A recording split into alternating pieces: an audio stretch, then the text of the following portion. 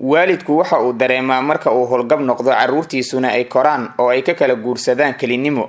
waxa uu dareemaa in howl waliba uu qabanayo aanay qiimo lahayn, arrintaasi oo si dhab ah u saameynaysa nafsad ahaantiisa xilligaasi oo kale. waalidku wuxuu ubadkiisa uga baahan yahay inay garab istaagaan, sidaa darteed waa inaan ku dhaqannaa talooyinka qaar si waalidka aan u garab istaagno. waa sida uu qoray website-ka Daily Caring. talooyinka ku aadan habka loo daryeelo waalidka marka ay shaqada ka fariistaan oo ay howlgabka noqdaan.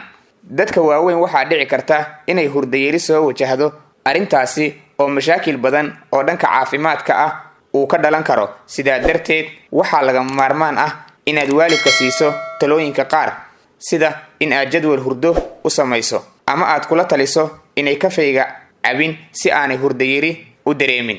carruurta waxaa laga rabaa inay si joogto ah usoo booqdaan waalidkood iyaga oo maalmaha kala qaybinaya si ay u madadaaliyaan oo ay uguna dhiirigeliyaan inay jimicsi sameeyaan, haba noqdo mid aad isaga yar, oo ay u weheliyaan si aanay kelinimo u dareemin waalidku. waxaa waajib ah in waalidku uu ka qayb noqdo munaasabadaha bulshada ay isugu yimaadaan ee kala duwan, sida xafladaha guurka ama xubnaha qoysku ay isku raacaan safar dalxiis ah ama goobaha loo madadaalada tago ay isugu timaado bulshada. waa in waalidka lagu dhiirigeliyaa inuu raaco habraaca cuntada caafimaadka leh oo ay badsadaan cunista cuntada dabiiciga ah iyo khudradda oo lagama maarmaan u ah nolosha.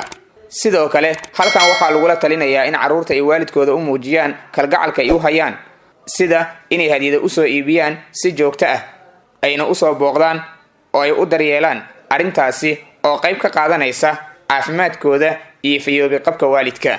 Dalmar Cabduqaadir,